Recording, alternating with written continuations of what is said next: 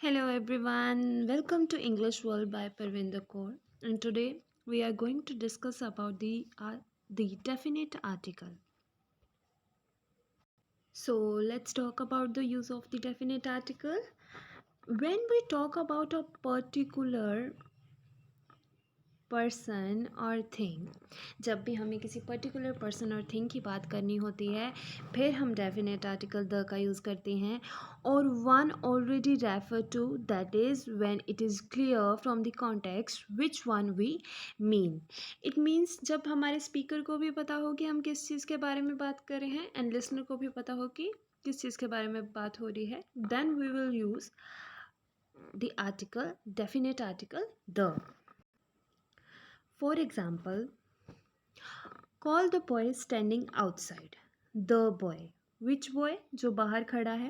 ठीक है, स्पीकर को भी पता है कि कौन से लड़के को बुलाना है और लिसनर को भी पता है कि कौन से लड़के की बात हो रही है. The book you want is out of print.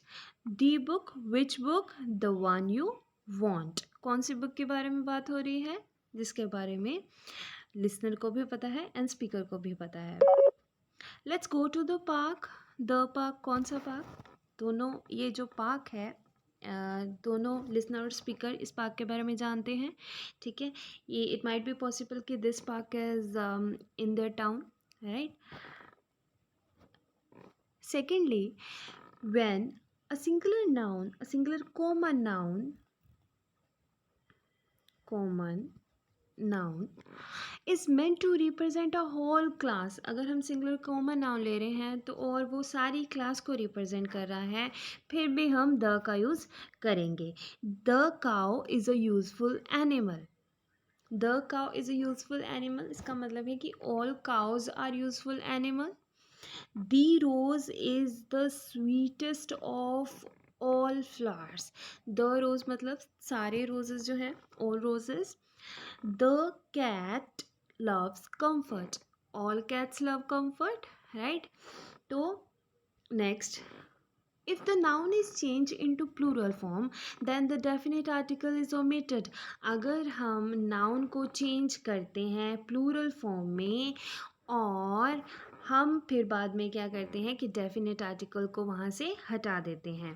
हमने पीछे पढ़ा कि हम सिंगुलर कॉमन नाउन लेंगे तो हम डेफिनेट आर्टिकल का यूज़ करेंगे, बट इन केस हम सिंगुलर नाउन नहीं ले रहे, हम प्लूरल ले रहे हैं, प्लूरल कॉमन नाउन ले रहे हैं, तो हमने क्या करना है, ओमिट कर देना है, आर्टिकल को ख़त्म कर देना है, आर्टिकल का यूज़ नहीं करना है. इंग्लिश लैंग्वेज में दो ऐसे नाउन हैं, मैन एंड वीमेन, जिनके आगे कोई भी आर्टिकल नहीं लगता. आप इनको विदाउट आर्टिकल यूज़ कर सकते हो. द का यूज़ हम करते हैं before rivers, ranges of mountains, groups of islands. For example, the Ganges, the Indus, the Thames, the Himalayas, the Alps, the Andamans. The Ganges is a holy river. London is on the Thames. The का use हम करते हैं और before ocean, seas, gulfs, bays. For example, the Indian Ocean, the Atlantic, the Red Sea, the Bay of Bengal. Basically the का use हम करते हैं जो चीज़ एक ही हो दुनिया में, वर्ड में स्पेशल एक ही चीज़ हो. ठीक है, द इंडियन ओशन एक ही है तो हमने इसके आगे द का यूज़ किया है. ठीक है, द अटलांटिक भी एक ही है, द रेड सी भी एक ही है सारी दुनिया में. ठीक है, तो इसलिए हमने इसके आगे द का यूज़ किया है. Before the names of some countries, कुछ कंट्रीज़ के नेम के आगे भी हम द का यूज़ करते हैं. The United States, the United Kingdom, the Soviet Union, the USSR. Before the names of certain well known books, कुछ बुक्स के आगे भी हम जो बुक्स हैं वो बुक्स दुनिया में एक ही हैं, फर्स्ट ऑफ ऑल.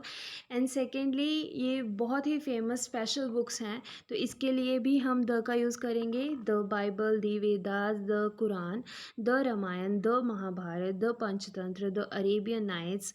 बट जब भी हम अपोस्ट्रोफ एस का यूज़ करेंगे, हमने राइटर का नाम लिया है साथ में और हमने अपोस्ट्रोफ एस लिया है, इसके आगे हम द का यूज़ नहीं करेंगे. फॉर एग्ज़ाम्पल, वाल्मीकि's रामायण, ये जो भी है ये बाय मिस्टेक डल गया था। Before plural proper names such as names of the people, nation and families। जब भी हम किसी भी नेशन के पीपल की बात करते हैं, लोगों की बात करते हैं, फिर भी हम द का यूज़ करते हैं। The French live in France. The Russians sent up the first earth satellite. The हम कभी भी यूज़ नहीं करते लैंग्वेजेस के आगे, ठीक है। The is not use before the names of languages. अगर हमने किसी लैंग्वेज का नेम लेना है तो हम कभी भी द का यूज़ नहीं करेंगे। The people of France speak French. The people of France speak the French कभी भी नहीं होगा। वहाँ पे अगर द ऐसा है, अगर द, तो आपको वहाँ पे ओमिट करना होगा, वो एरर करेक्शन आ जाएगी। English is spoken in England, sorry in England, तो the English is spoken in England नहीं होगा।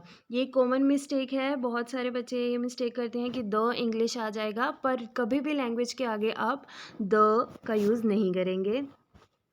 Before ordinals and before superlative. Ordinals हमारे नंबर्स होते हैं, फर्स्ट सेकेंड थर्ड फोर्थ, इनके आगे भी हम द का यूज़ करते हैं। The first March, on the third occasion, the fifth time. उसके बाद हम सुपरलेटिव्स, अगर हम सुपरलेटिव का यूज़ कर रहे हैं, ठीक है, द बिगेस्ट, टॉलेस्ट, ठीक है, the biggest, the tallest building of the earth. This is the book, this is the best book on English grammar, right? Thank you for watching.